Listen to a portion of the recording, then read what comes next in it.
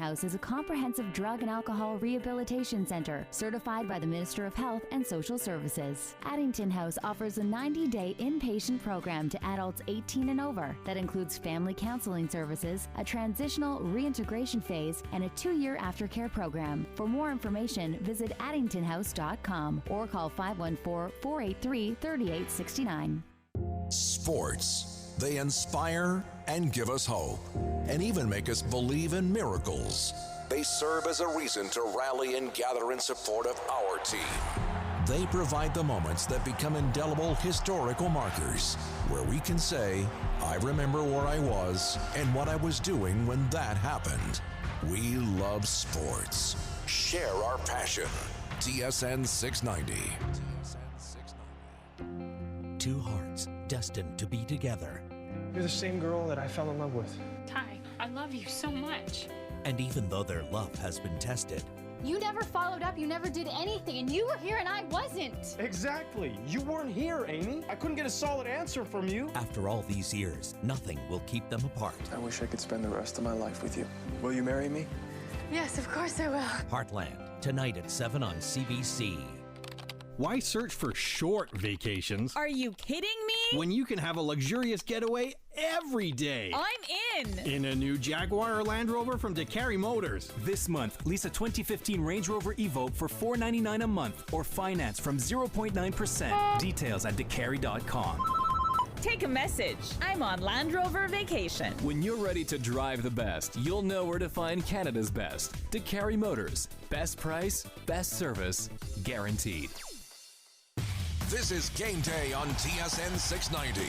We've got you covered. Brought to you in part by Shea Beret, where you make the best contacts. He lists ping pong as his strongest sport. You're listening to Game Points with Matthew Ross on TSN Radio 690.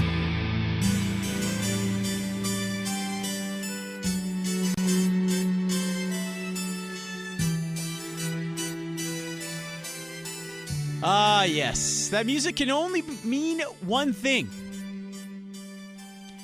We're back on Game Points, and one of our favorite guests is going to jump on with us. You can listen to him on TSN 1050 in Toronto TSN 1050 in Toronto, but the show is Mako and Cauz, and I believe it's at 9 o'clock in the morning. He'll correct me if I'm wrong because he likes to correct me. CFL.ca contributor as well. MCauz, C-A-U-Z, 56 on Twitter. It is Matt Cauz. How you doing? You know what? You landed the intro. You started horribly. Yeah. You started horribly. You fumbled the 10:50 thing. You sort of forgot the time. It is 9 a.m., 9 to noon, Monday to Friday. Yeah. Mako and Cauz, TSN 1050 Toronto. But you got strong by the end. And I have a question for you guys. Well, hold on. I should also mention, it's been a while. I haven't been on for a few weeks, so I'm a little rusty. So I should mention the music, of course, means that our blue blood, Matt Cauz, is joining us. Are you at the country place today? Are you tasting wine? What's going on? The exact opposite. I just came back. I spent like a day or so taking my niece and nephew out. Okay. And we went to this like indoor skydiving thing, which sounds like it's like really, high tech, but it's not. In Niagara Falls, and we went tobogganing and ice skating last night. Wow. This has not been a blue blood weekend. These lips have had very little blue blood wine. It's been Subway. It's been pizza, and not even like high-end pizza, like not pizza, with like goat cheese no on feta. it. Yeah, nothing like that. Nothing like that. So no, it has not been the normal weekend for the old blue blood here. It's been, it's very different, but good. A good family weekend. And I have a question. Can I ask a question for you guys? Go. Yes. So any given Sunday, I just flicking around. It just came on Fox. Mm-hmm. Should I watch it? Should I get sucked back in any given Sunday? Yeah, of course, man. Pacino, right? Yeah. Okay. Yeah. Lawrence Taylor. Lawrence Taylor. Come on. LT's birthday was last week. He turned 56. Number 56 turned 56 this last week. You know what? You've convinced me. There's James Woods and Cameron Diaz. Well, hold on a second. You've mentioned to me that he is the reason that you're MCauz56 on Twitter, and then you're asking me if one of the rare movies that Lawrence Taylor is in is worth you watching. Does that make any sense? It's a good point. I think it's because because it's on during the day, they'll take the swearing out, and the brief moments of nudity they will edit out. So then I wasn't sure. All right. But I'll watch it. No, good. All right, good talk. Good talk. Well, Terrell Owens was in the movie. He scored a couple of TDs for the Miami Sharks. Was Terrell Owens in this? Yeah. Ricky Waters is in the movie. T.O. is in the movie.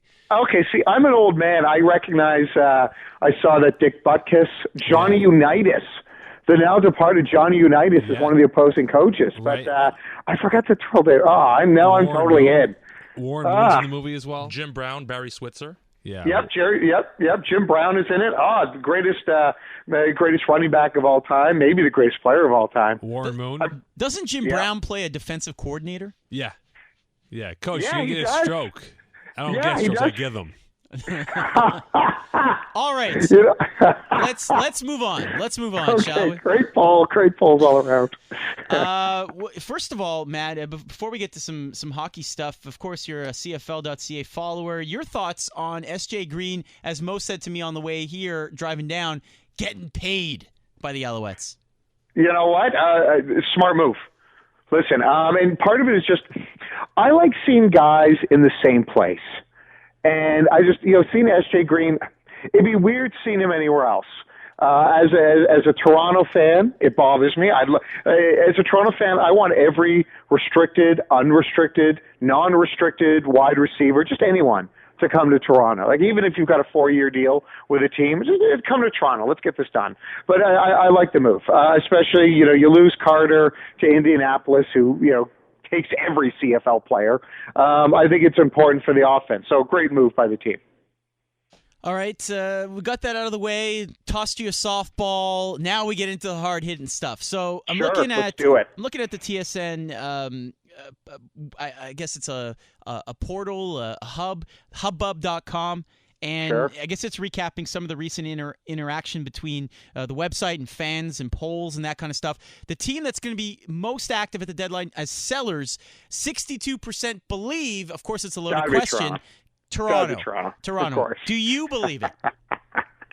Yes, I do. I do believe it because, and let's take a moment and enjoy last night's win against Edmonton. I'm sure Montreal was celebrating.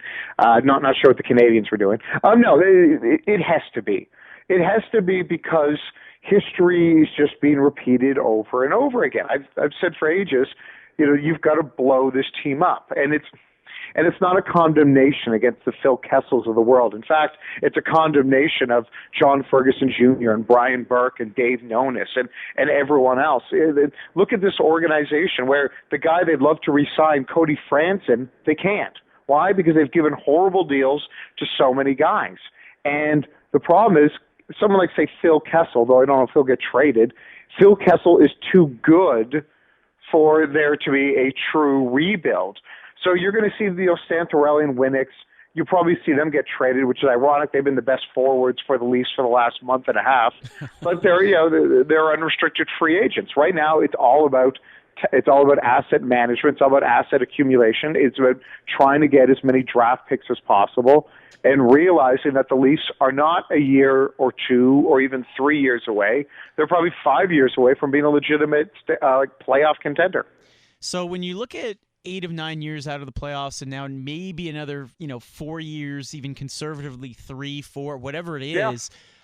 What is the mood there? We see the YouTube video of the guy singing the Sam Smith song? Don't pretend like you don't know. Don't pretend like you don't know. You have not enjoyed all of Sam Smith's, I actually didn't know who Sam Smith was until a couple of months ago. But I didn't either. But the doom and gloom aspect, is it really that bad? Are we seeing empty seats at the ACC? How's it working? No. You won't see empty seats to start the game. Unlike in Montreal, we still sell out every game here in Toronto. By the way, that's not necessarily a compliment of Toronto. Okay, let's set that straight. I know that seemed like a dig. The problem is that it's so hard to root for it's easy to root for a tank job on a big picture. It's hard on game day. It's hard during the game when you want to watch your team win. It's just instinctive. The Leafs score and you want to cheer, but then there's part of you going, hey, no, you got to keep losing all the games. So it is very tough. It's very tough because You realize that every coach that gets fired, it doesn't help. You realize that you wonder about Phil Kessel, this great offensive dynamic player. Can he be dynamic offensively and be responsible defensively? And then it makes you wonder just about his abilities. It goes back to even larger than that. That the players around him, that he's stuck with Bozak, that defense has never been addressed, that we're wondering, is Bernier the real deal? We had these lovely moments with Reimer last night, and Reimer, I think, is beloved in this city, but it is tough. It's tough right now because we know the future isn't that good, and even the big picture, if we trade guys away, well, then what's going to happen? Because think about the drafting and developing of the Maple Leafs. When was the last time they drafted a guy in the third round and the guy, became a star? Toronto played Nashville recently. Shea Weber was drafted mid-second round. When was the last Shea Weber example that the Maple Leafs have had? Matt, is Brendan Shanahan in over his head with this position he has with the Leafs? He might be. Yeah, and we need to get some. We need to go back to Any Given Sunday. But here's the thing: is we really do. He might be over his head because he's never had a job like this before. What's he done before this? Listen, he did a good job with the NHL in terms of player safety. But do we give him a bit of a pass because he came from Detroit? And because Detroit is filled with smart people? Because we see the great job that Steve Yzerman has done with Tampa. And he might be. And he was part of the deal that brought in Robidas, 3 years, $9 million, a guy who's going to be over 40 by the time that contract is done, a guy who's had plenty of healthy scratches. So he might be overwhelmed. And it might not be all his fault. You're still talking about Maple Leaf Sports and Entertainment, where you have Rogers and Bell bickering at each other, where you don't exactly have the most, functional management flow chart. So he might be over his head. As we're chatting with Matt Cauz from TSN 1050 in Toronto, I don't know what I've done, but I now have a couple of new Leafs followers, so that's a little disturbing on Twitter. But Matt, before we let you go, in terms of the trade deadline, wait a sec. What? Matt, I'm going to interrupt you. Yeah. The phone connection is starting to get bad. No, it's back. Okay, good. Yes, I got the laugh. You said final question. What's the final question? Oh, thank God. Well, now I've lost. Is it Raptors fever in Toronto? Yes, of course it's Raptors fever. By the way, it's Raptors fever partially because of the Leafs. And I tweeted this out on Friday night after they come back, that great win against the Clippers, and that the Raptors are starting to become that warm safety blanket for the city, like Linus and his blanket. Because just with all the depression with the Leafs, with every year with the Blue Jays not making the playoffs since 1993, and people wondering if Anthopoulos is the right guy or should they spend more money even though they're top 10, it's that the Raptors are a likable team, and everyone loves Lowry and DeMar DeRozan. They love how hard those guys work and how especially Lowry has this attitude that he cannot be he will not allow the team to go down. And it's the exact opposite of a lot of what we see with the Maple Leafs. So, yeah, there is Raptors fever here. We're going to find out more in the next 10 games. I know the All-Star break's coming up, but you got San Antonio tonight. You've got Golden State. You've got a lot of the elite teams from the West. You got the Wizards again. We'll know a lot more about the Raptors in the next 2 weeks because, let's face it, they fatten up on some easy competition. But, yes, there is plenty of Raptors fever in Toronto. Well, we'll let you get back to Any Given Sunday. Enjoy it. By the way, right now, just to give it, Willie Beeman is just meeting up with Coach D'Amato for the first time. And remember, he's going to serve that really hot meal, and Willie Beeman's not liking it. He brought flowers, and the two guys aren't really seeing eye to eye right now. So that's where we are. I would say this is beginning of the second act of the movie is where we are in Any Given Sunday. Yeah, he's eating jambalaya, wearing his tight yellow shirt. Yeah. Yes. Steaming Willie Beeman. Stephen Willie Beeman. We need to do an entire segment just on this movie. Matt, thank you so much. Of course, MCAUS56 on Twitter. Appreciate it. Oh, I'm getting played out with my music. Yeah, you guys take care. Have a great rest of the show. All right, there you go. That's Matt Cauz from TSN 1050 in Toronto. We're coming up on our Jimmy G update on the other side.